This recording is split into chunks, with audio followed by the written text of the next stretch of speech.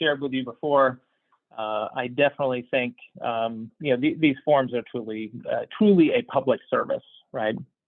So it's a great opportunity for us to get to know each other, for the voters to get to know us. So thank you again, and thank you to the other panelists for joining. So yeah, just a little bit about me. Mark Jeffries. I'm the father of 4 Cincinnati public school kids, although 2 are out of CPS already, 2 from Clark and 2 others at Walnut.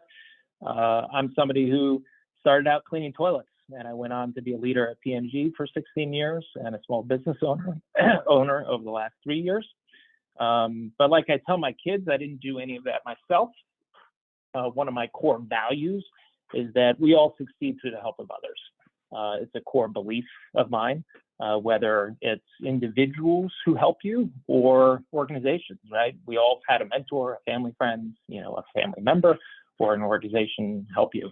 And so in my case, I'm the son of an immigrant. My dad came here from Holland. Jeffries is not a Dutch name. He anglicized his name, but literally without a dime in his pocket, he was a janitor. But my parents gave me my first job, which was mopping floors in a 15-story building in New York, the other West Side, I jokingly say. I grew up in Manhattan, been here 20 years. But that really taught me the value of hard work, I had that opportunity. I also went to public schools.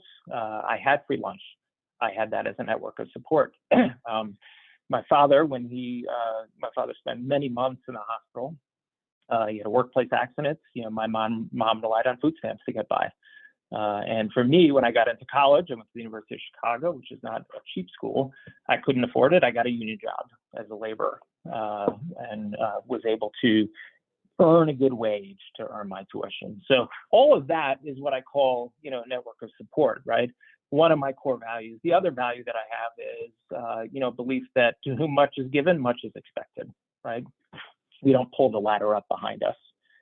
So for me, starting a Big Brother program in the South Side of Chicago in college, to serving on a community council now, to also serving on the Cincinnati Park Foundation, and also starting the nonprofit Go Vibrant. Service has always been a core part of who I am, my identity, and also my values. So throughout that service, I've operated with the philosophy that, look, big things happen, especially in this town, when different stakeholders come together, right? We've seen it, with Preschool Promise, issue 7, right? Big things, in that case, labor and business coming together, but also Smell Park, right? That was about public-private coming together. And I saw it myself. One of the things that I'm most proud of, which has led me to consider public service, is my work on creating what's called the Go Vibrant Scape at Smale, right? The foot piano, the flying pig.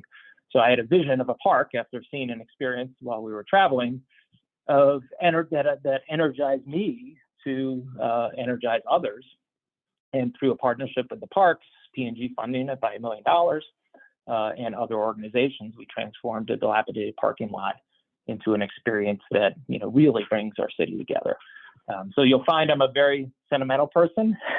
So one of the things that I truly, every time I cross the Roebling Bridge, although not recently because we can't drive on it, but when I look at that park and I'm like, look at old, young, black, white, no doubt East-West playing together, I have some humility and say, I played a little part in making that happen. And that motivates me, and it motivates me to give more and to contribute more. And it's that mentality that I'll have on city council. So why is that needed? Look, we live in a city where too many people struggling to get by. We all know that. I'm preaching to the choir for the people here. But too many people, whether it's the 40% of kids who live below the poverty line, don't have that network of support to really succeed and to live to their full potential. So I'm running for city council because I want to build that city where you start out pushing a broom, or you start out the son or daughter of a Fortune 500 executive, you have the same opportunity to succeed, right? And that means you've got job training, to earn a good wage. You've got access to capital if you're a small business owner, or trying to buy a home, regardless of your skin color or your income or anything, right? And it also means if you live in Westwood and you work in Madisonville, you've got a bus route or a protected bike lane to get you there. You don't need to spend $10,000 a year on a car. You can actually get there for a couple $100, which is obviously an equity issue. So I'm no rookie to the scene in the sense of, I've been involved in the community in different ways for many years. but it's about service, and it's about bringing people together. And I believe I bring a depth and breadth of experience that will build that vision of a Cincinnati, which, where everybody has that equitable opportunity to succeed. So that's a little bit about me. What have you learned this go around, this election? What have I learned? So we're first-time candidates, or I am a first-time candidate. I think the most surprising thing is, honestly, and maybe it shouldn't have surprised me, but the cynicism. People are like, I give my spiel, and like, oh, you seem like a pretty reasonable person, level-headed, common sense, successful. Why the hell would you run for council? And I'm like, wow, isn't that a horrible question, right? Shouldn't we, all of us, any successful quote unquote person who runs for council, shouldn't we want that? Shouldn't we want people who, are all of those attributes? So, and I share that with some humility, but it just surprises me. I guess it shouldn't, because there's so much cynicism. People think, that why in the world would you do that unless you're crooked, or unless you've got some nefarious, motive. But I think that's the thing that's struck me most. Yeah, that's really sad to hear too. Oh my goodness. Yeah. I think it's the nature. It's not a Cincinnati thing, right? It's the nature of our public discourse, unfortunately. Very unfortunately. And I just want to say, I take a lot of my young clients to Smale Park, and it really does mean a lot to them. So just having that space, like, it's near and dear to my heart, it's near and dear to theirs. So Smale is an absolute staple here in Cincinnati. I love it. I love it. I love it. So thank you so much for being here tonight. And Mark, who would you like to pass the baton to next? Evan. Oh, good. Right on. Again, as always, thanks again, Stacey, for having us and hosting. Always a pleasure. Appreciate you. Good seeing you again, Mark and Jamie. It was a pleasure catching up with you guys. So my name is Evan Holtz. I'm Cincinnati born and raised. I am Cincinnati public educated. I'm proud to say that. I graduated from the original School of Creative and Performing Arts downtown. This is OTR back in the late 90s, going to the early 2000s. So very much pre this recent wave of gentrification. So a lot of the development downtown is very personal to me as I've watched people get displaced. Most of my career has been in the food and customer service industry, food and bar primarily. Very much interacting with the public. I say, if you've dined out in OTR and pretty much all over the city, chances are I might have weighed on you at some point, whether or not you remembered it. And I've always been kind of political on the larger scene, but I've kind of set my sights more on the local scene the last couple of years. I think there's a lot of people, millennials our age, who are very engaged on national politics, but don't really pay as much attention to the local scene, and not really realizing how much more important or more impactful municipal elections can be in their actual lives. So over the last couple of years, been focusing there and saw the potential with looking in city council, where it's like they really make a determination of where our city's dollars go and how they're allocated our resources. So I'm the son of a social worker. She's been a social worker for 26 years in this county. And Stacey gets it. All right, so this is gonna be speaking Stacey's language specifically. Within those 26 years, she's primarily lived paycheck to paycheck. It's an underpaid job, like it just is. Despite the fact she has worked in service of the most vulnerable and helped countless people in her time, she still had to worry about her material living conditions, about her ability to pay rent and make ends meet. Never been in a position to live comfortably to even invest in home ownership. So as a result, we've been lifelong renters. We've never even been able to kind of build actual roots in any particular neighborhood because we had to go wherever the rent was. And that's the kind of working class experience that's affecting a lot of people in the city. I'm sure we're all aware to varying degrees, but this is the lived experience I'm hoping to bring to council, because I feel like our living conditions are not really being centered aggressively enough in terms of decisions that are made on council, especially as it pertains to where our resources are allocated. So you look at our human services budget, where it only makes up 1.4% of our city's budget. Considering we're dealing with compounding crises of homelessness, drug addiction, et cetera, social services are right on the front lines dealing with those issues, and they're underfunded. It seems absurd that we don't have more robust investment in protecting the most vulnerable above all. So that's why I'm hoping to, with this campaign, kind of create, not just with through my campaign, a proper working class movement where I inspire a lot of millennials, but really like apathetic voters, first time voters, ex-felons who don't realize they can vote, to actually show up and participate in the voting process to hold city council a bit more accountable. Because at the end of the day, we should have a lot more accountability as it pertains to where our tax dollars are allocated and what really serves in the interest of public safety, which is also part of what my campaign is seeking to do, is to reshape that narrative. So obviously affordable housing is in the number one interest of public safety, safe, stable, affordable housing above all, and not in a kind of broader lip service way, like legitimately and truly. Unfortunately, over the last 5 years, our market rate has been artificially increased over the last 5 years as a result of us building up these condos that most people can't afford to live in. And this drives the overall market rate of rent. So now you have a lot of working class people who are being priced out of their own neighborhoods beyond circumstances beyond their control. So we need to move more aggressively on that and figure out how to do that. And it's not just enough to fund the Affordable Housing Trust. I echo a lot of the sentiments, a lot of other candidates talking about rezoning our city. So we're just not consolidating multi-unit housing in just a handful of neighborhoods. We need to have affordable housing all over the city so everyone has equal opportunity to be able to choose in what neighborhood they live in. In that same regard, though, we also need to be investing in all of our neighborhoods and not just a few destination locations. I'm of the mind that development can exist without displacement. You can develop a neighborhood and make it attractive before it becomes a destination place. And then circling back to affordable housing, strengthening renters' protections. Over half the city are renters, and we have no protections whatsoever by and large. A lot of us don't know their rights, renters. So open to move more aggressively in empowering renters to be able to have more decision-making in their ability and actually be able to stay in their homes. So yeah, my campaign is really mostly predicated on getting a lot more people involved in civics and participation in local government across the board. I consider it to be, again, creating a working class movement. So for those workers in the city who were paid by their labor, not from any passive income or anything like that, they get paid from their sweat equity and live paycheck to paycheck, should have a decision and should have a say in decisions that are made for them about them in city council. That's pretty much my short spiel. I didn't really plan anything, just kind of giving it from the heart here, you know. What I've been most surprised by, so again, being someone who wasn't really seeking to be a politician, I consider myself as a constituent to be pretty aware of what I thought the problems were that people dealt with by and large. You know, I understand the cyclical poverty, the mature living conditions, situations like that. But even as a pedestrian like myself, I take public transit, I'm a non-driver. I didn't realize how bad our pedestrian safety standards have gotten over the last few years, like how dangerous it is, specifically on the west side where I used to live. And I remember walking around the west side, catching the bus and whatnot. I just didn't really think anything of it. You kind of just internalize it, normalize it because you accepted the way things are.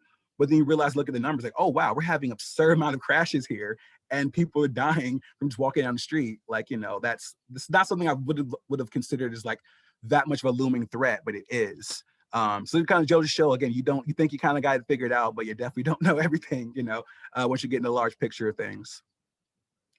Thanks for your time. I guess I'll pass on to my girl Jamie there. Thanks, Evan. It's so great to see you all. So if you have not heard me speak, my name is Jamie Castle. I live in Mount Washington with my family. I have a daughter who's 13 and a son who is 11. They're both Cincinnati public school kids at Walnut Hills High School and Hyde Park School. My husband is in the restaurant business for Boca Restaurant Group. And I too have a long history of working in food service.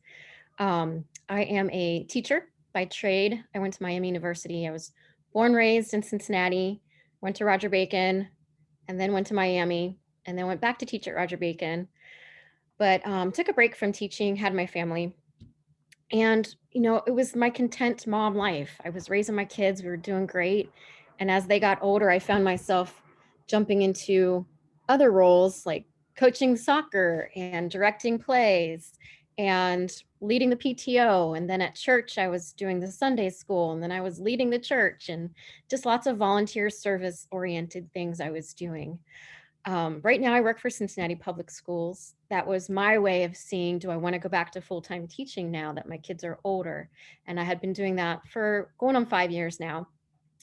And in 2019, that is when I stepped into the role as a Democratic candidate for Congress for Ohio's 2nd District, because the 2nd District is not really seen as something worthwhile if you are a serious Democrat, because we have the Hamilton County portion, which is blue, but it had 7 other counties, which are very red. But me living here and wanting a choice and wanting a voice, it was one of those things like you got to do it yourself. So I had not been active in politics previous to that. And that's not a normal route to running for Congress. Normally you plan this in advance and you have the groundwork laid, but I didn't have that luxury. So I just learned as much as I could, as quick as I could, and surrounded myself with guardians and mentors and people to help me along the way. And it was amazing how many people reached out to me and was helping me through that. And then the pandemic hit. And that was a huge shift for all the candidates, because me being a first-time candidate, everybody was a first-time candidate running during the pandemic. And it was a hard shift because none of the fun stuff we could do, the in-person events, the fundraisers in person, and parades and festivals, those are really important things for us to be out in the community, especially when I had such a huge district. So for me, that was a one and done kind of thing. I just wanted to put myself in that role, give people a choice, and see what happened, because it was a presidential election year and you never knew. Now, when it was done, I did win Hamilton County. It was really exciting. And, I had to learn as much as I could about the issues and do these debates and forums. It was pretty intense.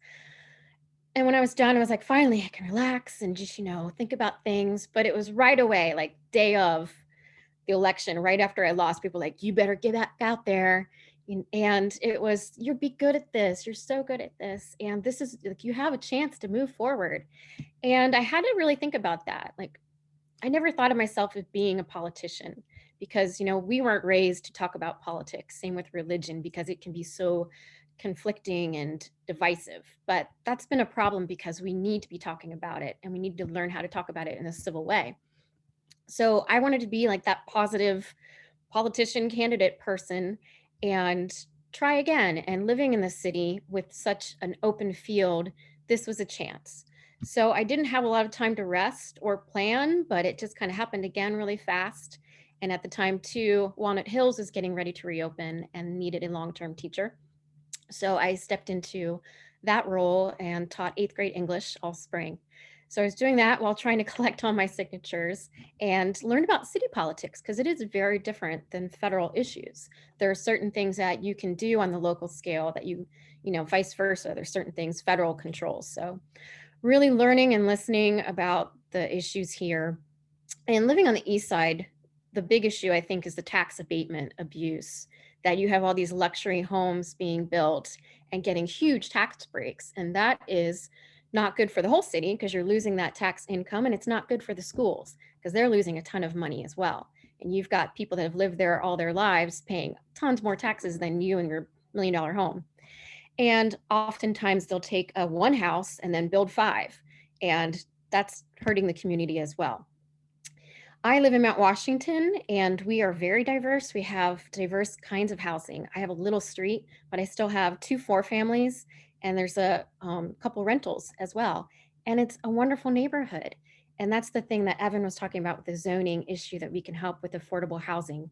We can change the zoning to allow for more 2 families and 4 families. Right now, we have so many single family zoning areas in the city, and that's not okay. We don't want to warehouse, low income folks. We want to spread it around, live in the neighborhoods that you want, that you grew up in. So I see myself, as my congressional run was for the people, it's the same thing. In Cincinnati, I'm the mom, I'm the teacher, I'm here, I'm working with you, and I see the struggles, and I want to be there advocating for the people of Cincinnati. Things that are important to me are education, because people leave or stay in a city depending on how good the public schools are. So we need to be a better partner to CPS and give them what they need, make sure these neighborhood schools are succeeding, making sure that the magnet schools have what they have, and we can create more and give them what they need. So I want to be an advocate and champion for CPS. I want to partner with the unions and get more trade apprenticeships from our Cincinnati public kids. I want to upskill folks that need to, get better wages, better jobs. There are certain things that progressive cities that are doing that we can learn a lot from. There are financial empowerment centers that give you one-on-one service to get your credit up and your debt down, and really give you networks and paths to success for housing and jobs. And we can create that here. There's funds and grants that are available. Columbus, Pittsburgh, Detroit are all doing this. Same with Louisville's in the planning process. We can do that too. And Douglas, you had talked about public banking. I mean, that's something that cities are doing. Even North Dakota has their own public bank. Those are things we should be thinking long-term about.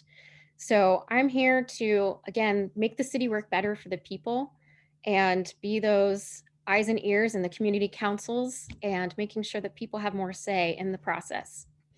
What has surprised me, opposite of Mark, because I didn't hear like, why are you going in city politics? It's crazy.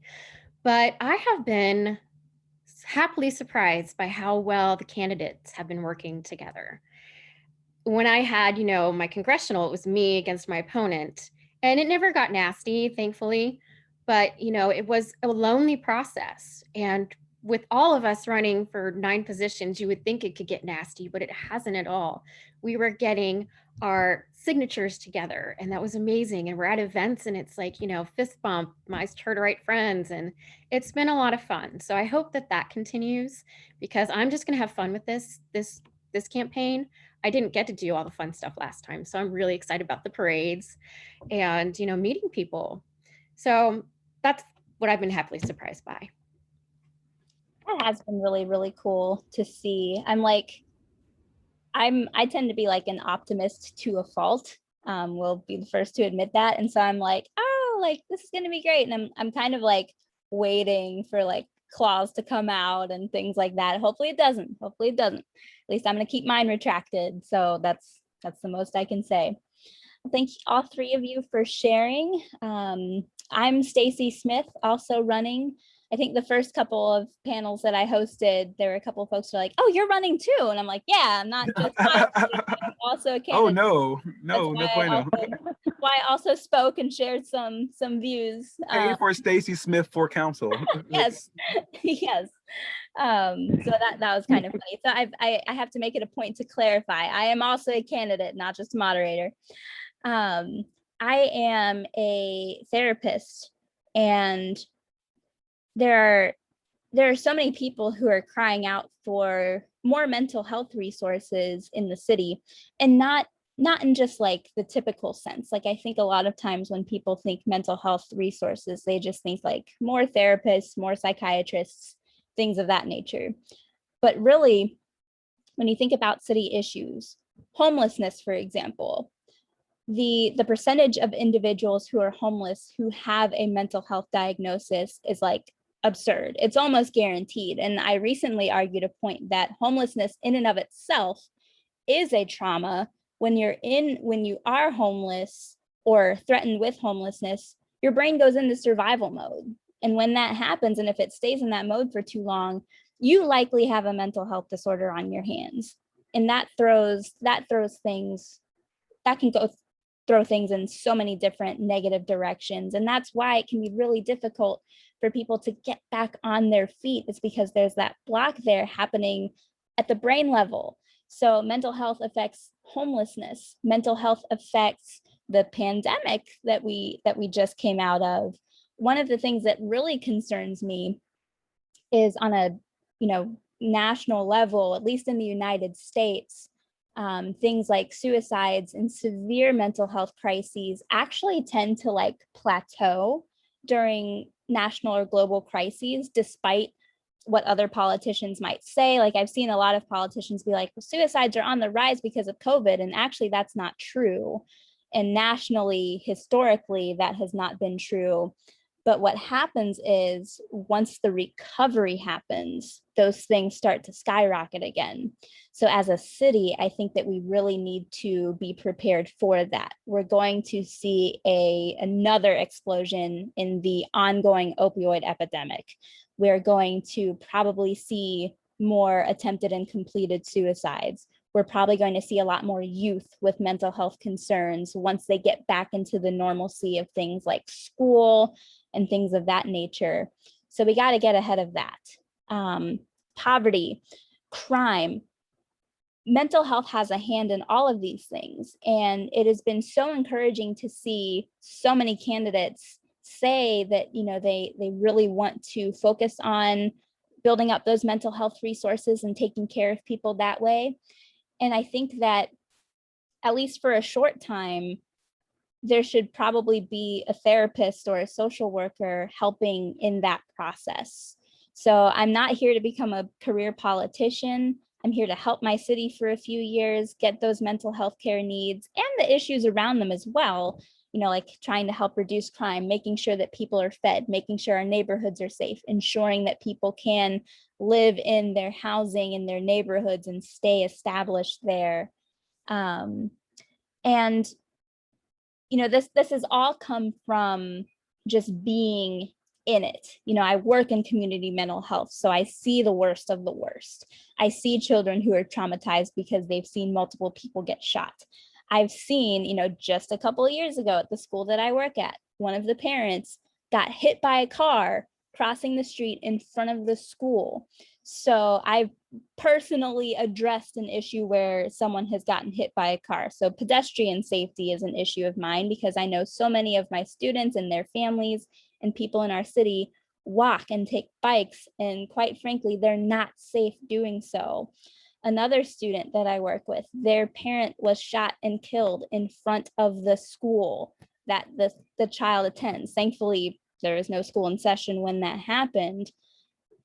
But being in the midst of all these issues, I'm like, okay, as a therapist, trying to diagnose and treat these mental health concerns, as good as that is, to me, it honestly feels like a Band-Aid unless some of the major systematic things that are contributing to this are addressed. So historically speaking, I'm a person who just goes for it when I see something that needs change. My very first job was in a restaurant, and I noticed that, we don't really have a set way to train people. We just kind of train them in a wishy-washy kind of way and then turn them loose.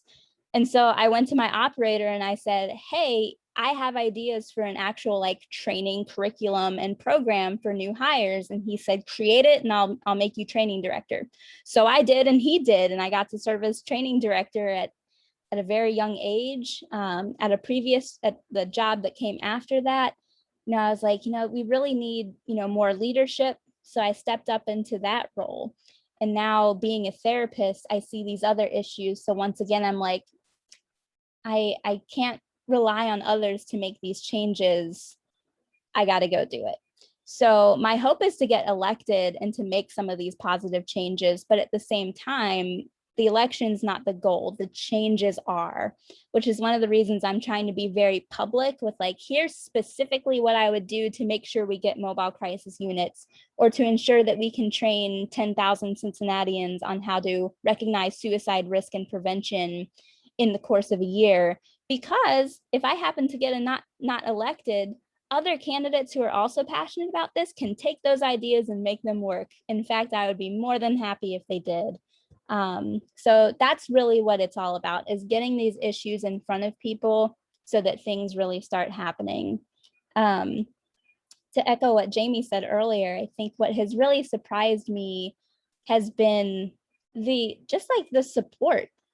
I expected to be, being a first-time candidate, someone who is really not well known in the community, part of which is because as therapists, we can't really talk about what we do or things of that nature. We're not necessarily public figures. I think that could change, but just going, door to door and talking to voters, hearing them and hearing how many of them are also concerned about mental health issues. I was talking to an individual, and before I even gave them my spiel, I asked them, what would you like to see happen in our city? And they said, I don't want to have to call the police if someone's suicidal. I want to have other options for that. And I was like, well, funny thing you should mention that. Here's my plan to make that happen. And I was speaking to another individual, and they told me that they had had 2 young relatives die by suicide not that long ago. And they said that the family essentially kind of knew that the individual was wrestling with this, but they did not know where to turn. And that broke me when I heard that. This should be this should be as common, like having mental health resources and knowing where to turn should be as common knowledge as calling 911 if you fall and break your leg and need an ambulance. So, but just hearing how many other Cincinnatians are also desiring and craving that has been a really, really big surprise to me. And in addition to that, just like the support that people are like, hey, there's someone who's running on a platform that's almost entirely based on mental health. Yes, we want to get behind that. So it's been incredibly, incredibly humbling and just really fun and exciting. So that's me and my campaign. And let's get into some questions. So I'm going to jump. Douglas, as always, has provided several, and one that I think was particularly noteworthy that has kind of been brought up recently is funding the CCA. I think that there are some individuals who feel that the CCA is kind of like a waste of time and kind of an attack on police, and there are others who feel that no, this is a way to keep people accountable. So I'd love to hear from everyone. What are your thoughts on the CCA, and how can we go about ensuring that it's fully funded? Which I will take a quick note to say that by law we have to. Like, it is in the law that it has to be funded. So just saying. But others, what are your thoughts on the CCA and what we can do to fund it, if you are in agreement in doing so? And if not, why not?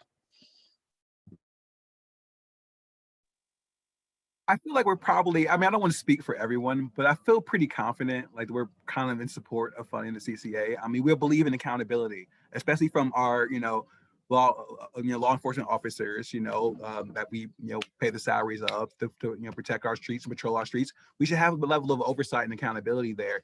And I think we're very much expanding it, not only just funding it, but expanding it and promoting its existence. I don't think as many people know about it as otherwise they should. That's the only way you can actually build trust within the community, to know that there will be accountability when an officer steps outside the line and does something irresponsible. There will be accountability there. And the fact that we let it languish for so long, where it had a backlog like 100+ cases, is absurd to me. And I feel like, okay, if you're going to give raises to police officers, expand the budget, like that also should come with the obligation of funding the CCA. But that's just my rationalization, at least. But again, I don't want to speak for everyone, but I feel pretty confident, at least in that first part of that statement. You raised an interesting point. I think it would be really helpful to almost make that as like a part of the process of like, hey, police, are we going to consider raises? How many complaints are there? How many have actually been investigated, and how many have been addressed? Has there been a decrease? Almost like it becoming almost like a grading scale seems a little bit of an elementary term here, but a better one escapes me. But utilizing that as a means, like, cool, our police deserve raises this year because very few complaints, the ones that were there, were fully investigated and changes happened as a result. But we can't do that if there is no CCA, if that makes sense. Mark, were you gonna say something? Yeah. No, I mean, to your point, first, it's the law. So to be honest, it's a little frustrating that we're even asking the question because of course we should. It's the law, but even besides the law, we know that it's been a structure in place, for almost 20 years or thereabouts, right? We know we need to fully fund it. So my point would be, yes, of course we have to fully fund it, but it's keeping us from discussing some of the other issues that we have to talk about around police reform and policing in the city, which I think that's where we should be talking about. For example, there are a couple things that I think we should be looking at. By law, we cannot require police to live in the city, unfortunately, but we can certainly incentivize it, right? What does that incentivize? What does that look like? Is it something relative to housing? Is it something, whatever it is, that's the how.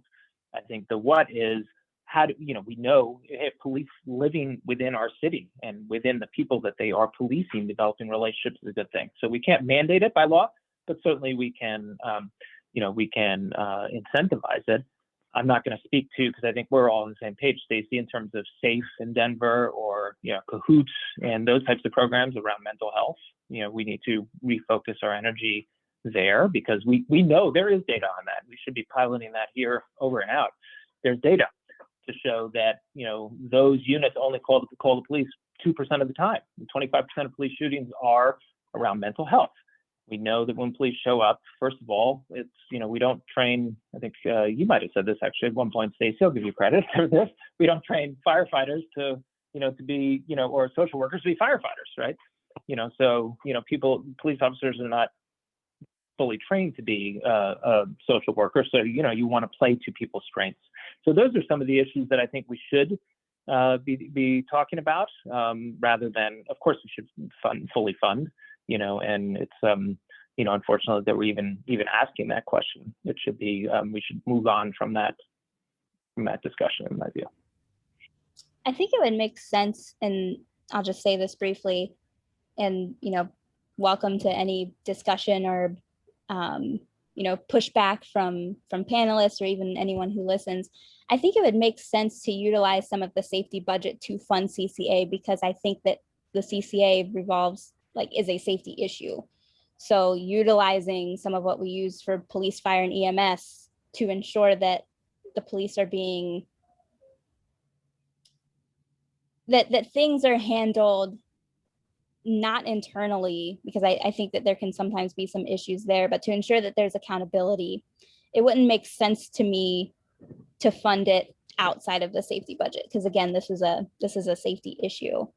But I'm open to learn about more avenues. Jamie, were you going to speak on the matter? Yeah, I think it's really important to be mindful of jargon and abbreviations, because not everybody's going to understand what we're talking about. So the Citizens Complaint Authority is thank you. It's a department of it's an entity that takes complaints against the police department and investigates them and holds it accountable. And right now there is a backlog of complaints, so they can't investigate all these issues.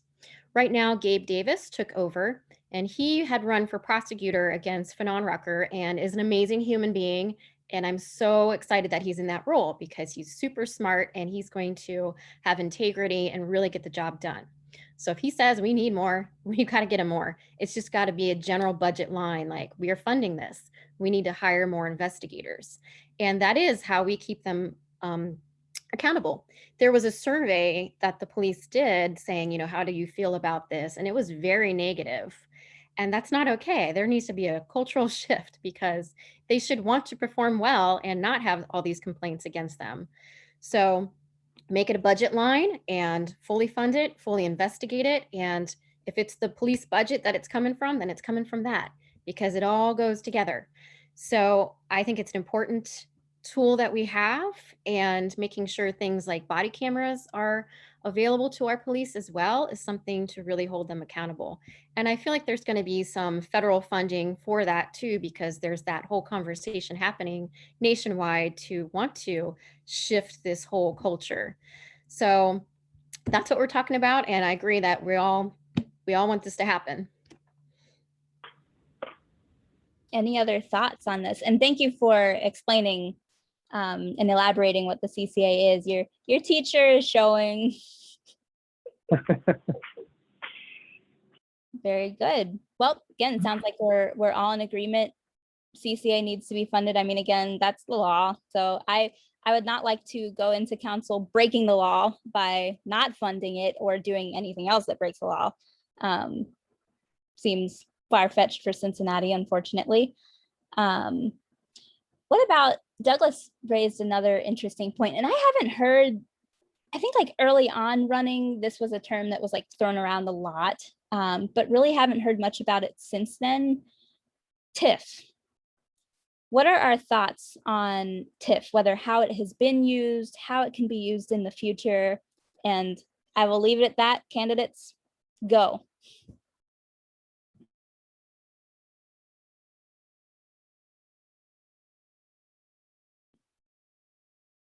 I'll go first since I went last. Okay, so this is a fund where neighborhoods, if there's a project happening in the neighborhood, funding goes to the neighborhood. And it's supposed to be for neighborhood projects and investment. But what's been happening is that money from projects is going into a slush fund that currently is being used kind of willy-nilly, whatever projects the mayor, the council want to do. So it's not serving the purpose it was supposed to do. It was supposed to stay in the community from where it came and build up that community. So it needs to definitely go back to its original purpose. If we're going to use this tool, it needs to stay with the community. And right now, the 52 neighborhoods, they feel like, you're not listening to us. You're not listening to us. And we shouldn't be pitting neighborhoods against each other. We're all Cincinnati. But if it is something from that neighborhood, it needs to stay there, is my thought on that. Yeah, I'll add to that. Sorry, my air conditioner just went off, so there might be a little background noise. So I'm certainly no expert on TIFs. I'll start there, a little humility. I've seen it from a community council perspective. So I serve on the Clifton Town Meeting. And what I would say is I think this does get to a bigger issue of community engagement and how you enroll communities. And I think we all of our communities, all of our neighborhoods, we are going through this process now in Clifton of having a community plan, right? 3-year vision, this is what you want. It's a very involved process. What do you want holistically? Like, what do you want this neighborhood to look like? From a development standpoint, from everything, pedestrian safety, from everything. And from that plan, in theory, should come the needs block by block ground up from that community of like, hey, here's where we envision our community going. Obviously, if you have 52 neighborhoods who are doing their plan, not every desire is going to be able to be fulfilled financially, right? Because you don't no doubt have, we won't have that amount of money. But this is where TIF dollars, I think, should be leveraged, right? How can you think of them as, hey, these are projects that the community has shown an interest and through a very deliberate process gone through and developed a plan, a strategy for the community, for the neighborhood to grow and what they want to be in the next kind of 3 to 5 years. So I do think it starts, even before answering that question, with funding community councils to enable those plan development. I also think there should be a grant writer. Having been on a community council, it's all volunteer, right? This is why we have some community councils where we don't have a lot of people because they just don't have all volunteers. And everybody is constrained. There's also a lot of people, I was talking to Avondale Community Council, there's a lot of turnover because people get burnt out.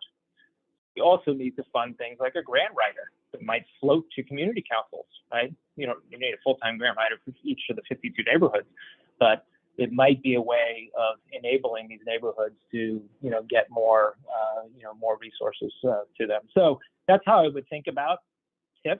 As I said, I'm certainly no expert, but I think it starts from the community, each of the neighborhoods defining their needs and then using TIF to help fund those.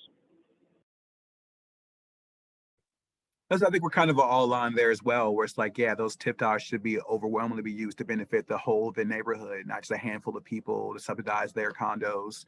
And definitely should not be making sure that developers aren't double dipping and using TIF dollars and tax abatements, as well. It should be a kind of either or situation as well.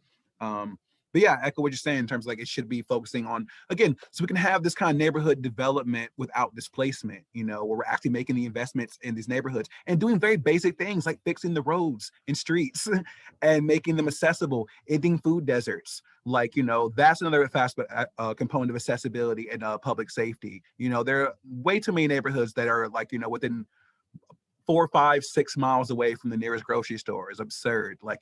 Assuming that it's even on a bus line, these very basic institutional things of infrastructure is where we have to be making our primary amount of our investments, because that's how we prevent crime before it happens. Having these investments in the actual uplifting of people's material living conditions. It all circles back around to that as well.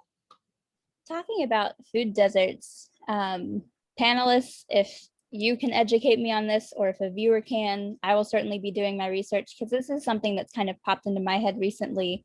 I work in the Bond Hill area, and it is very difficult to get fresh food, fresh groceries there. I know Avondale is finally getting a grocery store soon. It's very difficult in Walnut Hills. And, the argument goes, that, well, there's so much theft in these areas that, grocery stores close because of it and things of that nature. I don't think I don't think Kroger is going to go bankrupt because of these things. Like, that would be a whole other discussion. All of that is aside. But one of the questions that I have is, can tax incentives be offered to grocers to open stores in these neighborhoods? So like, could we be like, hey, Aldi, we want you to find real estate in Bond Hill. We want you to open a store. And as a city, we will, you know, offer some tax incentive for your building or what have you, so that you can operate this building and not close it. And, you know, I will say that for sure, theft is going to happen.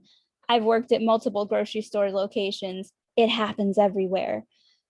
But to offset some of that, if it is, you know, a bigger issue, or really just anything to bring them into those neighborhoods, is that a thing that we can do as far as like tax abatements, or am I completely off center there? I really don't know.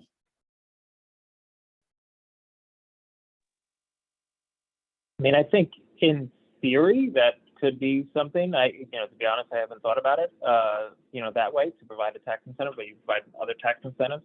I think it comes back to, the objective, which you said, which is providing access to fruits and vegetables, right? And a grocery store is one element of it. The other element is, urban farming. It sounds kind of like a, hokey thing, or neighborhood farms, but look, during World War II, over 50% of all the fruits and vegetables consumed were from community gardens in this country. So I was out in South Cumminsville recently. If you guys haven't made it to their community garden, I mean, they literally have an orchard, like peaches and apples, and you can just come along in the streets and pick them and eat it. We have so much city property. I was driving through Avondale yesterday, and you see, you can always tell city-owned property, right? That's like an empty field with a brown little fence, right? That's city-owned property. It's like sitting there empty.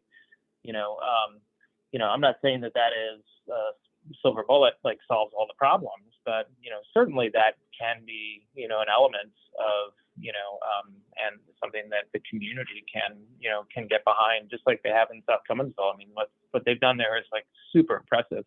Not just the orchard, but individual families can have a plot where they can grow their own, their own stuff. So I do think we need to look at it holistically, and certainly explore tax incentives. I haven't thought about that, but it's worthy to explore. I've always wondered too if there's a way to have like the delivery service be subsidized, because now with all that delivery and pickup options, like delivery would be amazing for, especially, and I was thinking when I had babies, I just wanted milk, but to like go get milk or butter and take my baby out to the Kroger was hard. And there's so many people too, like my sister is disabled from MS, and to pick up groceries is a hard thing. But if we can have like these delivery services to a lot of folks too, that would be an amazing service that I wonder if we could partner with Kroger and get, certain people, they don't get charged that extra fee, but the person that's doing the delivery is still getting paid that fair wages. So that's something to look at too. It's such a thing I think that's going to stick around after the pandemic, is that whole delivery service. I think food rescue is really up and coming too. And I think it would be really interesting if, if there is really good support for like La Soup and food rescue to go to these neighborhoods. Like, this should be really focused on neighborhoods that otherwise don't have access to these fresh groceries. Because if restaurants and grocery stores are throwing it out when we have citizens who are literally begging for these, like, it doesn't make sense. So I would love to explore more options. Like, how can we incentivize deliveries to these areas? How can we incentivize food rescue and prioritize food rescue in these areas? And I'm doing, like, as we're talking, I'm doing some quick Google searches, and I'll do a lot more research later, but it sounds like there are some places that are doing like a tax abatement system for grocery stores, and kind of mandating like, we'll give you this abatement as long as you open a store, you have a certain amount of retail space that's dedicated to like fresh food, so like produce, fresh meat, things like that. It sounds like it is possible. So at a municipal level, we may be able to do this. And if so, that's definitely something I would want to prioritize for Walnut Hills and Bond Hill especially, because there's grocery stores within a walkable or sometimes even busable distance for families there. I mean, I'll also be incentivizing. Say something. Well, I'll definitely be incentivizing also the creation of smaller grocery stores, independent ones. Like we saw the situation here with Lower Price Hill, where they had a food desert. So the community rallied together with Community Matters and a couple of organizations. They partnered together. And they're slowly rolling out this like independent grocery store. So it kind of overlaps with the question Doug had about how would I support non-white and female, non-male business owners. It also overlaps with our zoning, rezoning more neighborhoods for more commercial licenses, so we can have more areas that have more businesses. Because even as it stands now, even if you were so lucky enough to have the resources to kind of get a small business going, there's a limited amount of real estate available in the city because it's very competitive. But if we kind of increase that market rate about, make that more accessible to certain neighborhoods, we could have independent grocery stores. Like I'm all about legitimately small business. We should be incentivizing more proper small business as opposed to just incentivizing other corporations to do business here.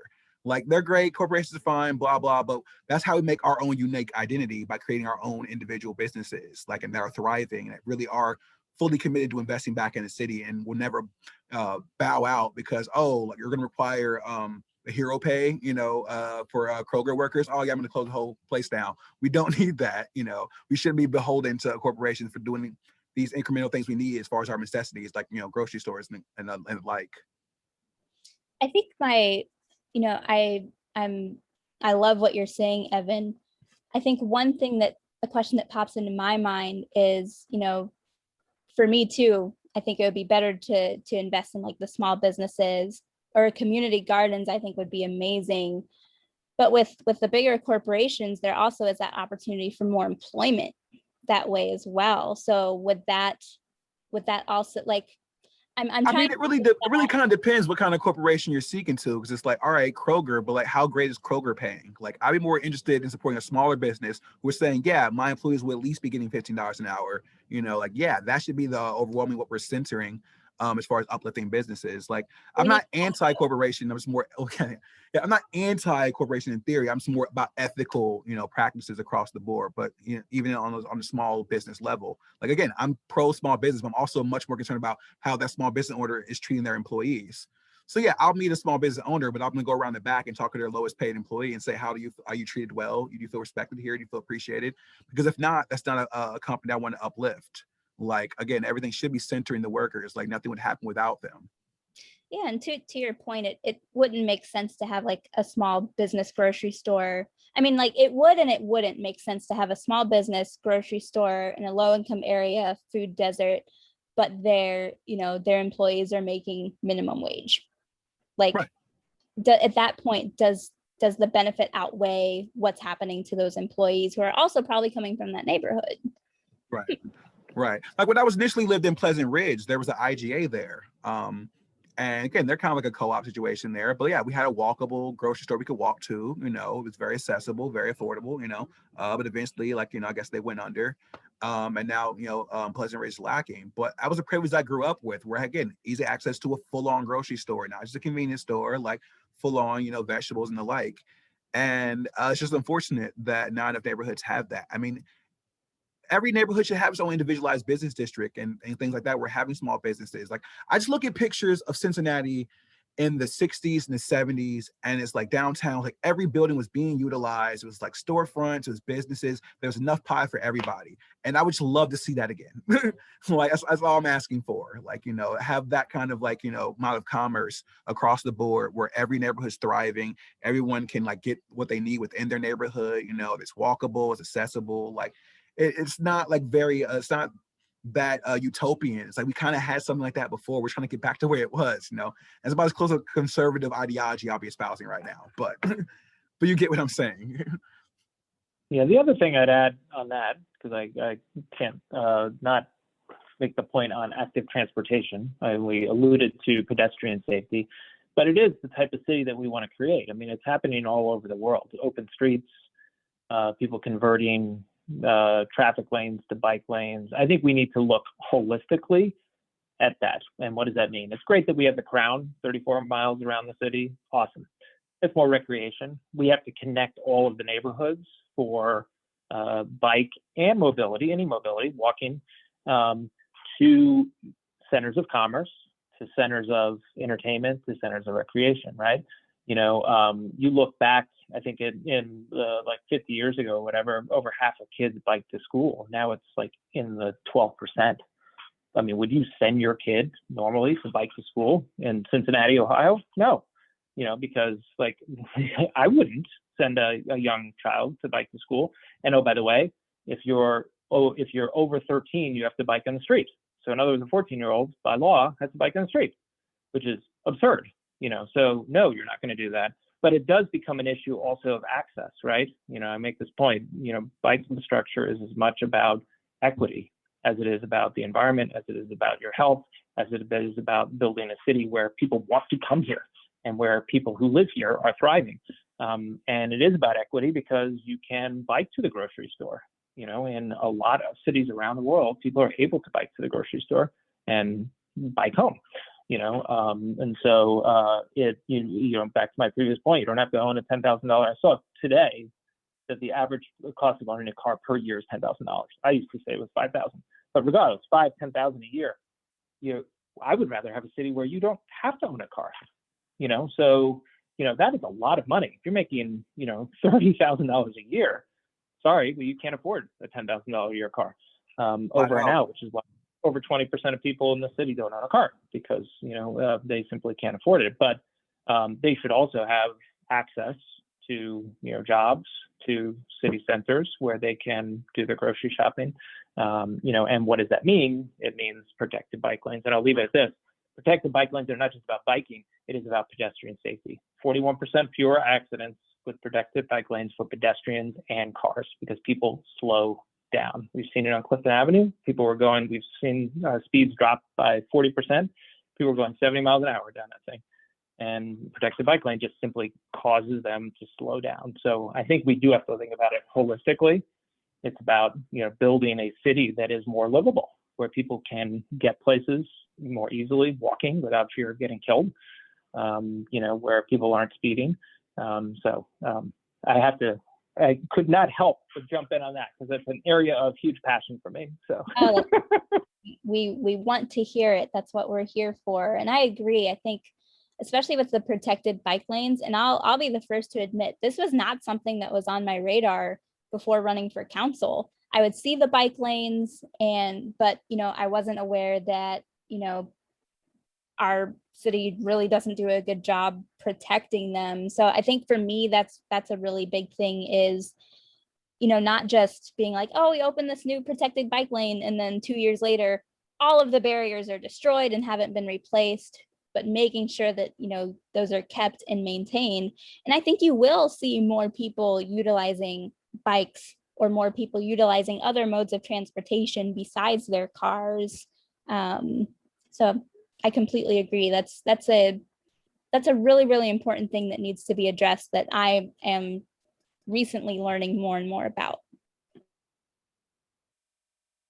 It's indicative of a thing where it's like Cincinnati has a history where I feel like we very much want to punch above our weight. We want to be like Chicago and Philadelphia and New York. We don't want to invest in that level of infrastructure. We don't want to pay those level of wages. We want to do the kind of like symbolic things, but not really doing the groundwork to make it a thriving metropolitan city. And it starts with infrastructure. And whatever reason, we just kind of like ignore it. We throw up a highway or, we underfund our bus system, and we definitely continue to be handicapped with our inability to raise wages, and yet we want to be kind of thriving metropolitans. Like we're not going to be there if we're not making those ground level investments to reach those heights. I do think. Go ahead. Go ahead. Nope, you go. No, I was just going to add to that point because I think it's a really good one. That I think we do, and two examples of this that I think we'd all agree on, that we do it kind of halfway there.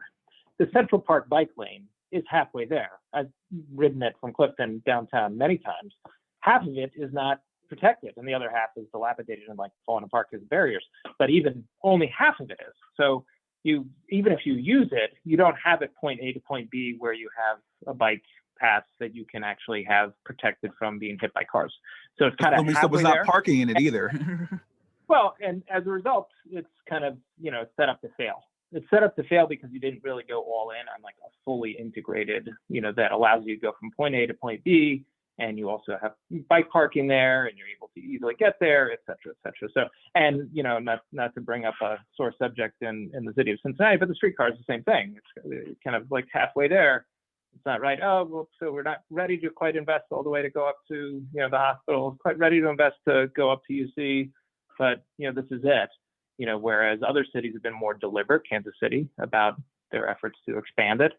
And just much more strategic, as opposed to like, okay, we're doing something, but then we kind of set it up where it will fail because it's not quite fully mapped out and with a full strategy in mind. So Jamie's smiling. More go big or go home thinking, so to speak. It's like our subway too.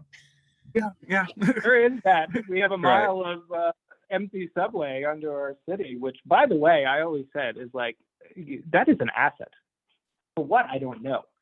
But, I don't know what. But, there is a mile of underground subway. I don't think it'll be subway, but like, what could it be used for?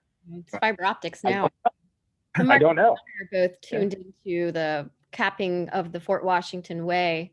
And that at least was a project that they had some long-term vision when they did that to make it so it could be capped someday. And that was like, I just wish we could have more long-term vision for Cincinnati instead of, these little pet projects that are here and there. It's like, let's have this whole vision and get everybody on board. I think that would be amazing. And I think everything's very like reactionary. Yeah. Like for the bike lanes, for example, that currently like everything that is meant to protect them is torn down, hasn't been touched. I don't wish this on anyone, and I pray that this doesn't happen. But in the event that a tragedy happens on one of those bike lanes, then they're going to get protected. Then the city's going to be like, oh, okay, we need to make sure that we have better barriers and that we actually enforce the traffic laws around the bike lanes, things of that nature. Whereas I think we need to be taking a much more preventative, and to Mark's point, some of that means investing more time and money into these projects to ensure that in the long term they work. So putting forth more upfront preventatively as opposed to reacting when a tragedy occurs. And again, pray that that doesn't happen. But Jamie, what were you just going to say? Thinking back to a question that Douglas had asked on Twitter, and we kind of talked about with the minority and female businesses, how do we bolster that too? And one thing that doesn't exist anymore in Cincinnati is the Department of Contract Compliance, because my mom actually worked there after she was, we were old enough, she went back to work full time, and that was her department. And it was amazing what you would see as far as the corruption, because you would have a husband put his wife, as the owner of a lot of these businesses to get these bids. And time and again, even they'd find a minority to be like their front person. And they would have to look into that for city projects for these small businesses, constructions, union businesses, kinds of things. And that doesn't exist anymore. It kind of got absorbed by other departments. So that should be something that we should look back into to make sure that if that's going to be something we want to be mindful of, that bolstering minority and women-owned businesses, we have to make sure that they're being actual small businesses that we're helping. There's been not full staffing, I think, on all these departments throughout the city. And that's something that we need to really prioritize as well. That's very much in the interest of transparency that everyone's asking for. Because we seem to be a lot of backroom dealing where there's a lot of nepotism, where everyone's friends are related in some kind of capacity. And those kind of relationships should be up front and center. The same way that, whenever someone has business from the council, we should be aware of what they've contributed to a current council member. Like that's something we should just know. And there's a staggering lack of transparency. And I can't lob criticism because I don't know who's responsible, but it seems to be by design. The same way, the government underfunds the IRS, the one entity that can hold the wealthy accountable as far as their taxes. Let's underfund the money police because they're only going to investigate low income people because it's easier as opposed to going for billionaires. It seems like we've underfunded the mechanisms that exist in our government that is preserving the interests of protecting and holding accountability. So yeah, definitely going to have to go in with a scalpel and figure out what happened in the remaining years so that we're not having this level of transparency and, set of eyes going over these kind of contracts. So we have this kind of cronyism, corruption, and nepotism that we see or have seen historically and very much presently. What do you think would be some ways to, because I think at the end of the day, the buck should stop with personal responsibility. I mean, we should be electing officials who are going to be upfront with this information, who are going to operate ethically. But, this seems to not be happening as often as we would like for it to. So what would be some ideas to, enforce some of that accountability and to do some of those types of things that Evan just mentioned? Any ideas? Yeah, I mean, the one that was thrown out there, which was defeated, which I did believe in supporting, Greg Landsman did suggest within 24 hours, I think it's 48 hours or whatever it was, 24, 48 hours of getting any donation more than $200, you post it on a website. So in other words, and I think people were arguing that, hey, it's kind of a pain. What if you're out of town, blah, blah, blah. But the idea that everything, transparency, it's the idea of shining light on everything, right? If you shine light on stuff and transparency, people will look at it, and the media, public will hold people accountable. And so, yes, we should be posting who's donating to campaigns online, and I've done that. And we should be, I think, requiring, hey, you get a donation $200 or more, like you do, post that within a certain amount of period of time. So, it's completely, and that's just holding all of ourselves accountable, right? So I think certainly that's one area, a practical idea that I do think is doable.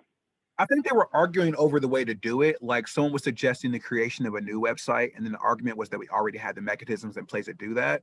It's just that the website's not updated, and it would take a while to get it where it needed to be, structurally. But again, that's something where I thought we're deliberately underfunding it and not paying attention to it. Like, I mean, I'm not sure if any of you, probably not, dealt with unemployment at all over this last year, but our website looks like it was created in the 90s. It looks like GeoCities 98. Like, that's absurd. It's 2021. Like, why are we doing portals this way? Like, that's crazy. So yeah, we're definitely lacking on the tech side in a way that I'm not sure it's because the people we have responsible are just used to being set in their ways. We're not moving more aggressively to, come out new ways we can do this. But definitely need updates across the board for a lot of our government websites so that information is accessible. Like, I think someone was talking about things pertaining to the Citizen Complaint Authority and the collaborative agreement. That data wasn't easily accessible, or they said it was, but then you go to the link and it's not there. It's like those kind of little basic structural things that literally one person could needs to get done, because yeah, obviously as far as our campaign donors go, it should be updated immediately. I mean, I'm sure we all use ActBlue. You see very plainly who it is, like, where they live, and yeah, just transferring that information, making it accessible to the public. So I'll at least give a tip of the hat to Liz Keating for doing that with her website, totally makes sense. I mean, I'll follow in that regard as well. But I can, promise that I haven't gotten any scrupulous money. Like, it really has been small individual donors, but yeah, I very much, that's the first step, at least, like making people aware of everyone's kind of business interests. Now, I'm not sure how we can go about getting to the general nepotism where it's like, oh, by the way, these people also work at the same law firm, or these people also, like, I don't know how we get into that, but that also needs to be up front and center too, because there's not impartiality without it. So every city council member has a page designated on the city's website. I don't know why that's not why something like that's not being automatically utilized. Okay, right. I'm gonna go click on Council Member Smith's, speaking prophetically here, hopefully. I'm gonna go click on Council Member Smith's web page from the city website, and one of the tabs, maybe even one of the first tabs, is donations. This is updated weekly, maybe right before, right after the city council, the weekly city council meeting, so everyone can see here's the donations she's received and from whom and things like that. And I don't think that would be a hugely difficult task. I keep up with my my campaign financing right now, but also council members have staff. So it'd be hey, you stay on top of this, make sure that this is updated by this date, this time every week. And then it could be every council member's financial information could be accessible from the city page. Can we make that a thing? Can we all agree to make that a thing? How about it? But How about it? yeah, I think the objective is right. I think it can't be council staff because that's government staff updating the campaign website. I think there's like that crossover, but regardless, it doesn't matter. I think, you know, whether it's you yourself, I mean, it doesn't require, to Evan's point, I mean, a lot of it's so online anyway. It's like you just upload it yourself. The other thing, I mean, let's put the moose on the table is like, I mean, we all saw the video the other day, like of the developer talking about like, hey, I got a commitment, whoever he was, like from city council and talking to the mayor. What the hell are we doing negotiating? Like, it is the form of government that we have. Like, we have a charter government where we have a professional staff who is negotiating. And besides, you know, if I'm a developer, I don't want to deal with 9 different people or 10, you know, or whatever, because it's like, I mean, you know, it creates complete chaos. I think the role of council is policy. We set the policy. Is the policy on tax abatements? Is the policy on like, do we require prevailing wage, responsible bidder on projects? You know, how do we address displacement in development? Like, these are policies that council sets. Council's job, which is why we got into a lot of this mess, is not to sit and negotiate with developers on a specific deal. So I think, you know, that I think that needs to be aligned. It's like we should not be sitting here negotiating, and I think everybody should, you know, can hopefully agree to that. A lot of other cities have set standards, and that's what we need to be doing too. Like if you look at Columbus, they have, if you're a developer, these are what you can expect if you tick these boxes. So if we prioritize affordable housing and union jobs and green building implementations, like you get certain financial tools from the taxpayers. And that just needs to be like a standard so that developers know what to expect and they know how to plan. And it shouldn't be, us making deals. It should be also the voters need to be paying more attention to these candidates. Like, where did they come from and what's their background? And I'm hoping that people are paying more attention to politics and to local politics. And, you know, we are responsible for who we put there at the end of the day. So hopefully people are paying attention. Yeah. And to the point, I think it's a great point, Jamie. Like, developers, any business person, I mean, I was 16 years at P&G and I own my own small business. Business people like predictability. Like, you know what the rules are. These are the rules. You know, you do this and then you can plan. You can't plan if the rules are changing and things are changing and you have no idea. And you're, well,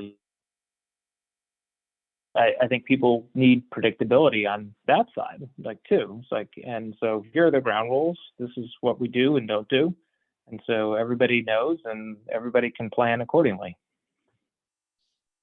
So it'd be on council to kind of come up with that together. I think that would be a really, really good idea. It's interesting to look back because I forget where I saw this information, and I try not to share, you know, misinformation or anything like that. So I'll try to go back and see where I saw this, but or who I heard this from and try to verify this information. But it's really interesting to see, and this is not, you know, trying to personally attack anyone. I think it's really interesting to look back and see, like, before things happened with FC Cincinnati, their president, how much they were meeting with the mayor, council members. I mean, it was like lunch meeting after party after lunch meeting after party. This individual or these individuals. The fact that the FCC president is an ex-council member. It's like, do you think he wasn't laying the institutional groundwork for what we're seeing right now, even then, in terms of the networking or even the deals he was a part of? Like, you know, it really demonstrates that if you have the wealth, you can literally reshape the city as you see fit. And they will bend over backwards to accommodate, you know. It's absurd, obviously, you know. But even the indicative of the developer we're talking about in question, he was like saying, oh, well, I was talking to council recently. Like, really? Oh, so you're having these like kind of private conversations with council. You have their ear. So they have their, sorry. That they have, these developers have your ear, but not your constituents really. Like the people who are out in the streets, they don't have your ear. Interesting, you know. Sorry, I didn't mean to cut you off, but that was specifically with the FC thing. It's like, I just now found out about that. And it's like, oh, wow, very interesting. Unsurprising, though. you're fine. And with the the video that just came out where again the person was like, oh, I had these meetings with like council members and the mayor, and we were negotiating.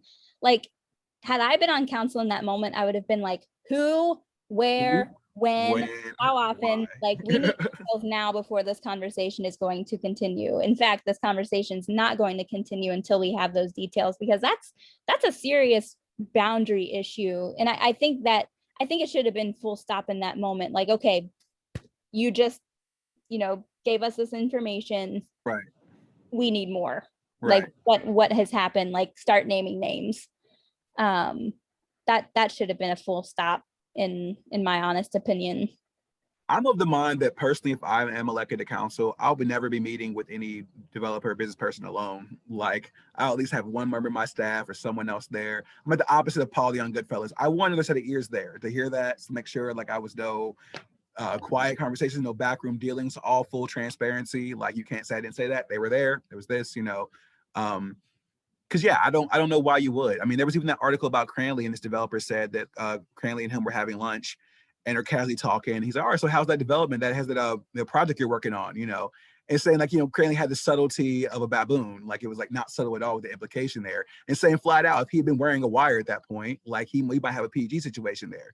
So we have this very open relationship with developers and money interest in council. And I'm sure even for some of the ones who have been caught up in scandals, I'm sure they didn't think they were doing anything illegal at the time, and they just thought it was business as usual. But we need to reshape that whole concept was business as usual, not always centering the moneyed interests, like, always centering the individual above all, like, and if we do our jobs right and we're centering the people and uplifting their living conditions, the business owners and the wealthy will benefit from it as well. Like, a rising tide lifts all ships. We're completely finally, as a culture, shifting away from the trickle down theory, which is just a myth, to the trickle up situation, because that's how it should function. If I'm elected, and this, I do see the importance of development and ensuring that we do have amenities in the city and things for people to enjoy. And, sure, we can have some high-end apartments and things of that nature. Like, I get that, all well and good. But if I'm elected, like, that's not me. Like, if a developer wants to come to council and talk about, I want to build this, really big, cool thing and develop this new property and all that nature, I'm going to be like, I'm not the one to speak to here in that regard. And because my time is really going to be dedicated to the constituents. I'm not interested in development. I understand that others are, and that is a priority, but that's not me. So if I'm elected to council, like, I'm sorry, that's just not going to be me. It's going to be constituents. 100%. We're talking more targeted development, where it's just like, I'm about development, improving a neighborhood, but throwing in a 501 condo in Madisonville for no reason is not helping the neighborhood. All it's going to do is make the landlords in the neighborhood go, oh, well, they're charging $1,500 a month, so I can go ahead and tack on another $100 to my rent here, even though I've made no structural improvements to the existing unit. Like, that doesn't benefit. But if a developer comes along and says, hey, I want to do affordable housing, and also I want to have the lower level be like a grocery store, co-op kind of thing. Like, all right, you're talking my language, Bubby. Let's go. Let's run it. I mean, again, I want a team member with me when I have that conversation. But yeah, let's do it. So it's like, you're not inherently against development. You want more targeted development and not just people coming in to get the biggest return on investment. So when they do these 501s, they use the cheapest possible materials and they charge as much for rent as possible, even though it should be more of an affordable housing unit, because it's not that fancy. You put some newer structures on it, but as far as the bones, the walls are pretty paper thin. Like, I should not be paying a $1,000 for this place. This is at best maybe $600 or $700 for a working class person to live comfortably and be able to maybe work in the neighborhood they live in, like or live in the neighborhood they work in. Like, I'm not sure but most people who work in OTR like can't afford to really live in OTR anymore. Like, even business owners, like even my friend Molly Wellman, she owns Japs. She can't afford to live in OTR anymore. Like, so who are we really centering here in terms of those development deals? Yeah, we touched on zoning, but it's kind of a wonky issue, but I do think it is a part of this, right? So the city is zoned for 90% single family, right? We used to be a city of 500,000 people back in the 1950s or whatever. Now we're 300,000. So we had units to house 500,000 people at some point, right? And a lot of those units are grandfathered in, right? You go, drive to a Hyde Park or even Clifton, like areas, and you see multifamily, homes that do exist. So the specifics there, like how to create immediate housing stock, like things like accessory units, like make it people able to build out a basement to rent it out to somebody. For somebody who's on fixed income, older person on fixed income, that also is an extra income source, or build out, a garage to then rent out to someone like that. You immediately create new housing that is more affordable.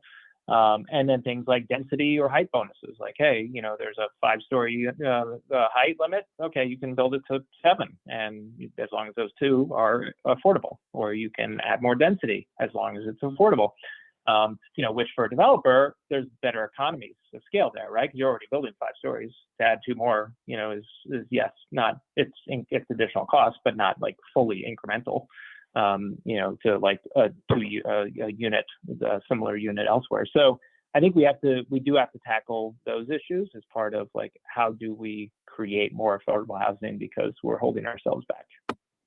Completely agreed. And candidates, we are close to the end of our time already. Like these panels, I feel does fly. They really do. They really, really do. Just so you all know, I'll post this to YouTube, but I'll also send you the file on Dropbox. So like if there's pieces that you want to use, like, oh, hey, here's this cool thing I said on this panel, you can absolutely do that. But for the last 5 minutes or so, there's 4 of us, so maybe a minute each. Last parting thoughts. Why should people vote for you in November? And let's start backwards this time. How about Jamie? I'd love to hear your closing statement. Okay, so like I said before, being a mom, being a teacher, and coming into politics kind of accidentally, I have this unique empathy that I think I bring to the table. I have that intuitive guardianship too, that I want to be a caretaker to the people, to the city. I want my kids to grow up and want to stay here and live here. And I want to have that for all our kids, all of our people, just be really proud of Cincinnati and see us be this model of progressiveness in the Midwest. I think could be so cool. I just see so much potential, and I'd like to be there looking out for people. Very good. Evan. Right on. Well, again, thanks again, Stacey. Appreciate you.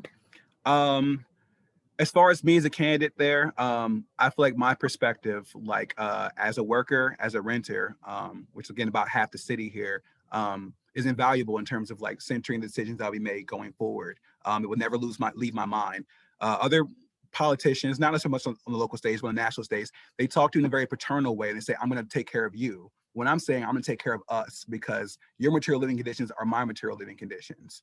So that will be centered above all. And again, it's not really about me as a candidate, as much seeking to create a proper working class movement of concerned voters and workers who want to have more accountability. If that's something you're interested in, hopeforcincinnati.com. We're seeking volunteers. We got a good amount getting our canvas and deck together. But any amount, there's numerous invaluable ways you can help elevate our messaging in terms of reaching more eyes and ears. So thanks again.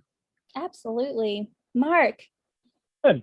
Well, thank you again, Stacey. This is awesome. I've really enjoyed it. And yes, time has flown by. So as I mentioned at the outset, somebody started out cleaning toilets, went on to be a leader at P&G, small business owner, owned my own business, built my own business.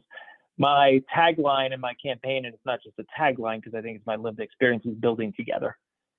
Because I believe we need collaborative leadership. We need to bring people together, bring stakeholders together, not have personality like fights and crazy. And to, I think your point on the great thing has been, we have a big slate of candidates who are running, but there haven't been these personality fights. And it's like, let's focus on substance. Let's focus on solving the problems of the city and how. I always say good government is as much what you want to do as how you do it. And how you do it are bringing people together who you may not be the expert, but you're going to bring all the stakeholders together. And big things, as I say, happen in this town. Preschool Promise, Issue 7, Snail Park, when public, private, business, labor come together to solve problems. And that's my track record. That's what I've done. And that's what I would hope to bring to City Hall. So in the Evan form, votejeffries.com. So you can learn more, obviously. And I would welcome your support in November. Thank you. And shout out your website, JB. I'm sorry. castleforcincinnati.com. There we go. There we go. And for me, for me, we have, you know, roughly about 7 to almost 8,000 calls to the police that are primarily about mental health concerns each year in Cincinnati. And I don't know if that includes children. That number may not even include children. So, you know, that shows me that we need dedicated mental health mobile crisis units addressing these calls instead of the police. I have a plan to make that happen. I feel that we need to be prioritizing suicide prevention training because, you know, if we're going to have teams out responding to these, we can have the average citizen trained to recognize the signs and be helping prevent this concern before it escalates into a big crisis. I have a plan to ensure that Cincinnatians, and a lot of them, get trained each year on how to recognize these signs because it's honestly quite simple. I think that, you know, children, and this is not something that I've mentioned tonight, but all children deserve equal access to play. We don't have a single playground in Cincinnati that is 100% designed for a child who's in a wheelchair to be able to access the entire thing. And so every time a child goes to a playground that has an adaptable swing or like the spinnies or turf that their, you know, mode of transportation can get across, there's still other parts of the playground that aren't made for them, and no child should feel that way. So I have a plan to make these parks happen. So, you know, just having a candidate who has plans that are outlined and that are public, I think is important, but also a candidate who is compassionate, caring, can bring others together. I think that has at least been my track record with these panels so far, demonstrating that ability. I think that's why individuals should vote for me in November. My website is staceysmithccc.wordpress.com. It's a little bit of a long handle, and the Stacey is with an E. But check it out. I'm very much interested in volunteers and just people who really believe in the cause. But panelists, you are free to go. There's only a couple people attending at the moment, but I always stay on for a couple minutes just to get feedback on the format. To see if there's anything that can be improved upon next time. You're welcome to stay for that if you want to, but otherwise, have a great rest of your evening. This will be on YouTube later, and I will be sure to send you the Dropbox link either tonight or sometime tomorrow. That way you can have the file, okay? Right on. Thank you again. Pleasure. Take care. Everybody who's Everybody watching, be safe. appreciate You you. as well. Y'all take care.